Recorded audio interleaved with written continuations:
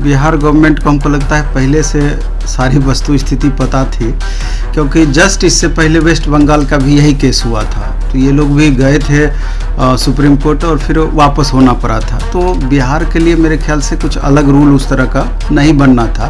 तो एक संभावित पहले से ऐसा अंदेशा था कि यही चीज़ होना है।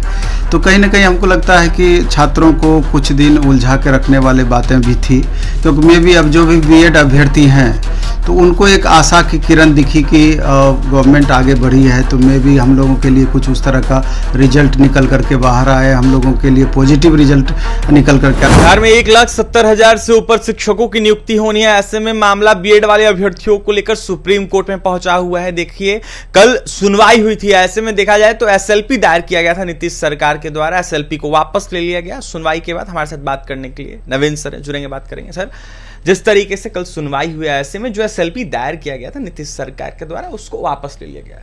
सबसे पहला सवाल रहेगा कि इसको कैसे आप ले रहे हैं? एक्चुअली में बिहार गवर्नमेंट को हमको लगता है पहले से सारी वस्तु स्थिति पता थी, क्योंकि जस्ट इससे पहले वेस्ट बंगाल का भी यही केस हुआ था। तो ये लोग भी गए थे सुप्रीम कोर्ट और फिर वापस होना पड़ा था। तो बिहार के लिए मेरे ख्याल से कुछ अलग रूल उस तरह का नहीं बनना था।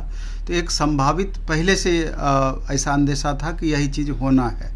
तो कहीं ना कहीं हमको लगता है कि छात्रों को कुछ दिन उलझा के रखने वाली बातें भी थी, क्योंकि मे भी अब जो भी बीएड अभ्यर्थी हैं तो उनको एक आशा की किरण दिखी कि गवर्नमेंट आगे बढ़ी है, तो मे भी हम लोगों के लिए कुछ उस तरह का रिजल्ट निकल करके बाहर आए, हम लोगों के लिए पॉजिटिव रिजल्ट निकल करके आए, पॉजिटिव बातें हों। लेकिन ऐसा कुछ हुआ नहीं, होना भी नहीं था। एक तरीके से बहुत बच्चों को ये खराब भी लगता है, लेकिन अगर वास्तविक रूप से देखा जाए, एक बार सुप्रीम कोर्ट डिसीजन दे दी और इस बीच में 2-3 स्टेट में भी इस तरह की बातें हो गई, तो एक संभावना कम पहले से प्रतीत हो रही थी। क्योंकि एनसीटीई भी पूरी तरीके से राज्य सरकार को इन मामलात में एक तरीके से क्लियर कर दी थी कि अब कोई ऑप्शन उस तरह का दिख नहीं रहा है। फिर भी राज्य सरकार कोशिश की इस बात को लेकर के, और 13 तारीख को फिर इसी से रिलेटेड दूसरे केस की भी सुनवाई होना है। तो मेरा ये कहना है कि अब बीएड अभ्यर्थियों को कि आप ज़्यादा इधर उधर तनाव ना लें, और चूँकि आपको मालूम है कि नेक्स्ट TRE 2.0 उसको आप बोल सकते हैं कि जल्द ही आने वाली है। मे बी कि 15 दिन के अंदर में 18-19 अक्टूबर तक में दूसरी वैकेंसी भी इसकी आ जाए, तो उस पर आपको लगना चाहिए। उसमें 6 to 8 है, 9, 10 है, 11, 12 है, 70,000 प्लस वैकेंसी की बातें कही गई है। और अब जाकर के इस तरह के भी संभावनाएं लग रही है, पेपर वगैरह में भी आप देख रहे हैं कि मे बी कि फिर ये वैकेंसी में भी, इन वैकेंसी में भी बढ़ोतरी हो जाए। 1 लाख का दायरा जिसको घटा 70,000 किया गया था, फिर ये बढ़ करके लगभग उतना पहुंच सकता है। क्योंकि 9, 10, 11, 12 में स्टूडेंट उतना पिछली बीपीएससी के द्वारा जो एग्ज़ाम ली गई है तो निश्चय ही नहीं पूरी होगी।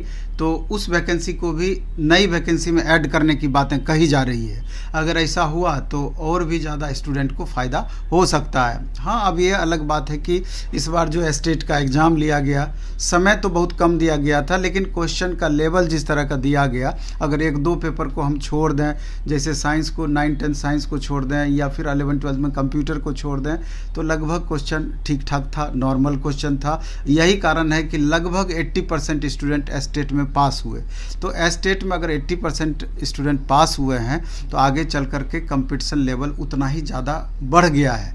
तो इसलिए छात्रों को चाहिए कि 2 महीने का लगभग समय इनके पास में है, और मैक्सिमम ऐसे छात्र हैं कि जिनका 11, 12 है तो उनको 9, 10 भी देना है, 6 to 8 भी देना है। जिनको 9, 10 देना है, 80-90% स्टूडेंट को 6 to 8 भी देना है। तो स्वाभाविक रूप से सब्जेक्ट का लोड बहुत ज़्यादा है, पढ़ाई बहुत ज़्यादा करनी है, समय बहुत कम है। तो जैसा आज भी पेपर में आप देखे होंगे कि ये बताया गया है कि समय स्टूडेंट को बहुत कम मिलना है, इसलिए अगली वैकेंसी का जो वेट कर रहे हैं उनको अच्छे से लग जाना चाहिए। लेकिन हम चाह रहे थे कि इस बीच में चूँकि इतनी बड़ी वैकेंसी है और इस बार सीटेट पेपर 2 का रिजल्ट बहुत ही पुअर हुआ है, तो बहुत छात्रों को तकलीफ भी है, परेशानी भी है, और तकलीफ जायज़ है। अभ्यर्थी सर असमंजस की स्थिति में, ऐसे में कोर्ट का जिस तरीके से फैसला आ रहा है बीएड वाले अभ्यर्थियों को लेकर, काफ़ी निराश नजर आ रहे हैं। निराशा तो स्वाभाविक है कि जो आशा दी गई थी और इतने दिन से जो स्टूडेंट लगातार तैयारी कर रहे थे, अचानक उनका सपना एक तरीके से टूटता हुआ नज़र आ रहा है। तो स्वाभाविक है कि निराशा तो हाथ लगेगी, लेकिन हमेशा हम बोलते हैं कि कुछ चीज़ें ऐसी होती है जो आपके हाथ में नहीं होती है। आप गवर्नमेंट पे डिपेंडेंट हैं, गवर्नमेंट क्या डिसीजन लेती है, माहौल किस तरह का क्रिएट हो पा रहा है, तो समय के अनुकूल खुद को ढालना होगा। इसलिए करके अगर आपके पास एलिजिबिलिटी बचा है, आप 6 to 8 का एग्ज़ाम देने के लिए एलिजिबल हैं, 9, 10, 11, 12 के लिए एलिजिबल हैं, तो पुरजोर कोशिश करके पूरी तरीके से उस पर आपको लगना चाहिए। क्योंकि इलेक्शन के कारण ही सही लगातार 2 वैकेंसी टीचर के अभी आ रही है, एक आई और दूसरा आने वाली है। तो ऐसे में अगर आप एक सीट अपना कंफर्म नहीं कर पाएंगे तो मे बी कि भविष्य में और ज़्यादा आपको तनाव बढ़े और ज़्यादा दिक्कत हो सकती है। हाँ, ऐसा कहिए कि जो 22-24 सत्र के स्टूडेंट हैं वो पूरी तरीके से इस वैकेंसी से वंचित रह जा रहे हैं। चूँकि गवर्नमेंट को चाहिए कि आप कम ही वैकेंसी दें, लेकिन रेगुलरिटी मेंटेन करें। हमेशा आप कम ही वैकेंसी दें, ईयर बाय ईयर लगातार फॉर्म भरें, बच्चों को फॉर्म भरने का मौका मिले। तो इन सब कारणों से ये गवर्नमेंट की रणनीति के कारण हमेशा छात्र सफ़र करते हैं। क्योंकि अभी आप देख लीजिए कि जो छात्र 22 से 24 वाले बच्चे होंगे उनको तो मौका नहीं मिलेगा, और जो 4 साल से जो बच्चे स्ट्रगल कर रहे थे अब जा कर के बीएड वाले को बाहर कर दिया गया, तो उन पर क्या गुजरी। तो अगर ईयर बाय ईयर रहता तो आगे का भी होप बना हुआ रहता। हाँ, ये बिहार सरकार का एक स्वागत योग्य कदम है कि उन्होंने जो जिस तरीके से अभी बिहार स्कूल एग्जामिनेशन बोर्ड के चेयरमैन सर ये बोले कि अब साल में 2 बार हम एस्टेट लेंगे। तो अब ये हमको देखना है कि कथनी और करनी में कितना फ़र्क रहना है, क्योंकि इससे पहले भी जो बीटेट का एग्ज़ाम हुआ था तो उस समय भी ये लूप होल गवर्नमेंट में बहुत ज़्यादा है। तो लेकिन छात्रों को अभी थोड़ा धैर्य बना करके एलिजिबिलिटी के अकॉर्डिंग लगातार तैयारी में मेरे ख्याल से लगे रहना चाहिए। अंतिम में जाने से पहले अभ्यर्थियों को क्या कहिएगा जो बीएड के अभ्यर्थी हैं, जो डीएलएड के अभ्यर्थी हैं?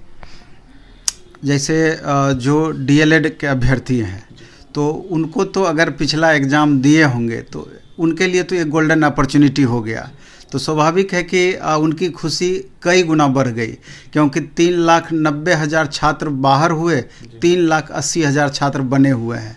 उसमें भी 3,80,000 छात्र में जिस तरीके से सीटेट पेपर 2 का इतना पुअर रिजल्ट हुआ, सीटेट का इतना पुअर रिजल्ट हुआ, और इसके अलावे भी कई तरीके के ऐसे कंडीशन रहे, जैसे कि जो बीएड अभ्यर्थी थे, डीएलएड अभ्यर्थी थे, सीटेट अपेयरिंग, ये सब अपेयरिंग अभ्यर्थी की बात हम कर रहे हैं, तो बहुत सारे छात्र को वंचित होना पड़ा।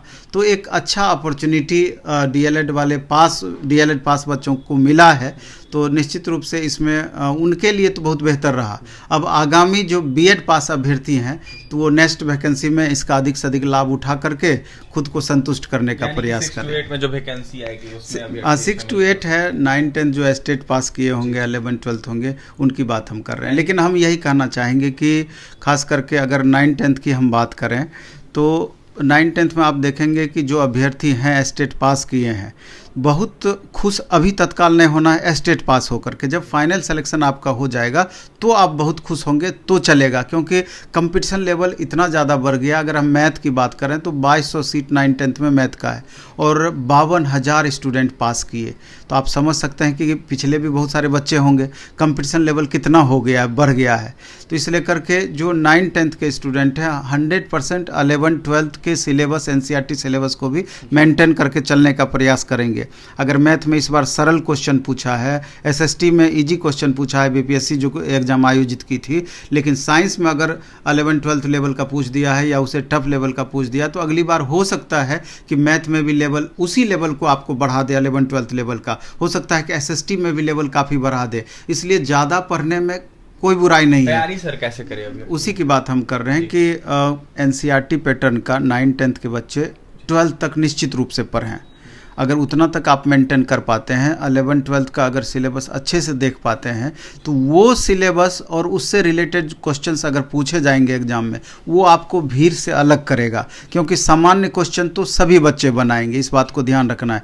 और 6 to 8 वाले स्टूडेंट को भी हम कहना चाहते हैं कि जिस तरीके से 1 to 5 का जो जिस तरह से लेवल रहा क्वेश्चन का, तो मे बी कि 6 to 8 वाले को भी 12th लेवल तक टच करा दे बीपीएससी, चूँकि सबसे ज़्यादा भीड़ वहीं पर रहना है।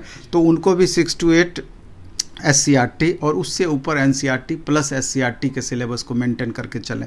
समय कम है, पढ़ना बहुत ज़्यादा है, तो अपने को व्यवस्थित करते हुए 10-12 घंटे का रूटीन आप बनाएं। अगर एक सीट अपना आप पक्का करना है तो, नहीं तो बहुत पछताना पड़ सकता है।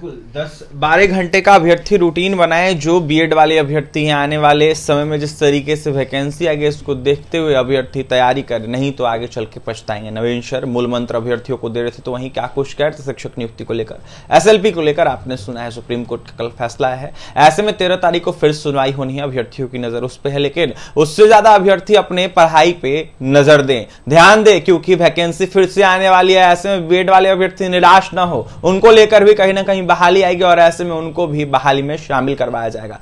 नवीन सर की तमाम प्रतिक्रिया सुनी है आपने, क्या कुछ कह रहे थे, और भी तमाम खबरों के लिए NBC 24 के साथ बन रहे पटना से सहयोगी अमित के साथ अभिषेक की रिपोर्ट।